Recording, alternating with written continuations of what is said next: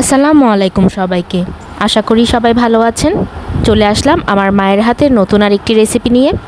আজকে আমার মা করে দেখাচ্ছেন রুই মাছের ভুনা রেসিপি। তো এইখানে প্রথমে একটি রুই মাছ ভালোভাবে কেটে ধুয়ে পরিষ্কার করে নিয়েছেন।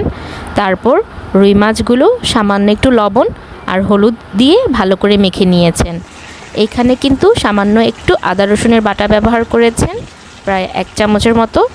এইভাবে আদা রসুনের পেস্ট দিয়ে একটু মেখে এরপর মাছ তেলে ভেজে নিলে মাছ রান্নার পর খাওয়ার সময় মাছটা খেতে খুবই ভালো লাগে। আমার মা তো প্রায় সময় এভাবেই মাছ ভাজি করেন, খেতে আসলেই খুব ভালো লাগে। আপনারা এই ট্রিক্সটা একটু ফলো করে দেখতে পারেন। তো এই তো মাছগুলো ভালো করে মাখাঝাকা করে কড়াইয়ের মধ্যে একটু সরিষার তেল দিয়ে দিলেন। তারপর ওই তেলের মধ্যে মাছগুলোকে এপিট ওপিট করে ভালো করে ভেজে নিলেন। এই তো মাছগুলো ভাজা হয়ে গেছে। এখন মাছগুলো উঠিয়ে এক সাইডে রেখে দিচ্ছেন। আসলে এখানে একটু তেল নয়, প্রায় হাফ কাপের মতো সরিষার তেল ব্যবহার করেছেন। একই তেলের মধ্যে রান্নাটা হবে, তাই একসাথে সবটা তেল দিয়ে দিয়েছেন। এই তো মাছগুলো এপিট ওপিট করে ভালো করে ভেজে নিচ্ছেন। তারপর উঠিয়ে এক সাইডে রেখে দিবেন। তারপর একই তেলের মধ্যে দিয়ে দিবেন বাকি ইনগ্রেডিয়েন্টসগুলো। মাছ ভুনা তো আমরা সাধারণত বেশি করে পেঁয়াজ দিয়েই করে থাকি, কিন্তু আজকে আমার মা এই মাছের ভুনা রেসিপিটা একটু ভিন্নভাবে করে দেখাবেন। এইখানে ব্যবহার করবেন টমেটোর পিউরি। টমেটোর পিউরি দিয়ে আজকে এই মাছ ভুনাটা করবেন। পুরোটা রেসিপি জুড়ে আমাদের সাথে থাকুন। আশা করি আপনাদের এই রেসিপিটি ভালো লাগবে। এই তো মাছগুলো উঠিয়ে রেখে এবার এখানে দিয়ে দিচ্ছেন পেঁয়াজ কুচি।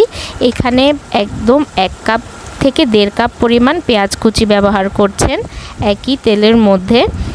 এবার পেঁয়াজটাকে একটু হালকা বাদামি করে ভেজে নেবেন।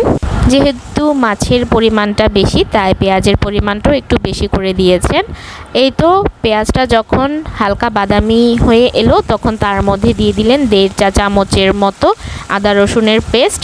এবার এই পেস্টটাকে তেলের সাথে ভালো করে নাড়াচাড়া করে মিশিয়ে নিচ্ছেন এবং ভেজে নিচ্ছেন। প্রায় 1 মিনিট সময় নিয়ে এটা ভেজে নিচ্ছেন যেন আদা রসুনের কাঁচা গন্ধটা চলে যায়। এই তো 1 মিনিট পর এখানে হাফ কাপ পরিমাণ পানি দিয়ে দিয়েছেন। পানি দেওয়াটা স্কিপ হয়ে গেছে। তারপর দিয়ে দিচ্ছেন কিছু গুঁড়া মশলা।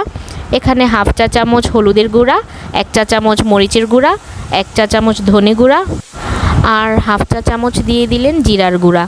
তারপর একটু ভালো করে নাড়াচাড়া করে মিশিয়ে নিচ্ছেন এবং মশলাটাকে খুব ভালো করে নেড়েচেড়ে কষিয়ে নেবেন। একটু ভাজা ভাজা করে নেবেন নাড়াচাড়া করতে করতে। এই তো যখন মশলাটা একটু ভাজা ভাজা হয়ে আসবে, তারপর এর মধ্যে দিয়ে দিবেন হাফ কাপ পরিমাণ টমেটোর পিউরি। টমেটো পিউরি দেওয়ার পর এটাকেও খুব ভালো করে নেড়ে চেড়ে মিশিয়ে নেবেন। একদম মানে টমেটো পিউরির যে এক্সট্রা পানিটা আছে, নাড়াচাড়া করতে করতে ওইটা একদম শুকিয়ে ফেলবেন। তারপর একটু করে ঢাকনা দিয়ে দিয়েছেন যেন সব কিছু খুব ভালো করে কষিয়ে যায়। এই তো ঢাকনা তোলার পর আবারও একটু নাড়াচাড়া করে নিচ্ছেন। যেটা বললাম যে টমেটো পিউরির যে একটা এক্সট্রা পানি আছে ওটা যেন শুকিয়ে যায়। তো ওটা যখন একটু শুকনা টাইপের হয়ে যাবে, এই যে দেখতেই পাচ্ছেন তেলটা ভেসে উঠেছে, অর্থাৎ মশলা এবং টমেটোর পিউরি খুব ভালো করে কষানো হয়ে গেছে। এবার এখানে পরিমাণ মতো ঝোল দিয়ে দিবেন। যেহেতু এটা ভুনা রেসিপি, তো এখানে খুব বেশি একটা ঝোল ব্যবহার করবেন না। 1 কাপের মতো পানি দিয়ে দিয়েছেন। এবার আলতো করে একটু নেড়ে মিশিয়ে নিচ্ছেন। তারপর দিয়ে দিবেন সেই ভেজে রাখা মাছগুলো। ভাজা মাছগুলো দেওয়ার পর একটু আলতো হাতে নাড়াচাড়া করে মশলার সাথে ভালো করে মাছগুলোকে মিশিয়ে নিচ্ছেন। তারপর ঢাকনা দিয়ে ঢেকে 2 মিনিট রান্না করবেন যেন মাছের ভিতরে মশলাটা ভালো করে ঢুকে যায়। এতে খেতে খুব ভালো লাগবে। আর এই তো 2 মিনিট পর ঢাকনা তুলে দিয়ে দিলেন কিছু কাঁচামরিচ। তারপর আবারও ঢাকনা দিয়ে শেষ 1 মিনিটের মতো রান্না করে নেবেন। 1 মিনিট পর চুলাটি বন্ধ করে দিবেন। তৈরি হয়ে গেল দারুণ মজার রুই মাছের ভুনা রেসিপি। খুবই সিম্পল, কিন্তু একটু ভিন্নভাবে এই রুই মাছের ভুনা রেসিপিটি আমার মা আপনাদের সামনে উপস্থাপনা করলেন। আশা করি রেসিপিটি আপনাদের ভালো লাগবে। আর ভালো লাগলে অবশ্যই লাইক, কমেন্ট, শেয়ার করে আমাদের পাশে থাকবেন। আজকের মতো এখানেই বিদায় নিলাম। সবাই ভালো থাকবেন। আল্লাহ হাফেজ।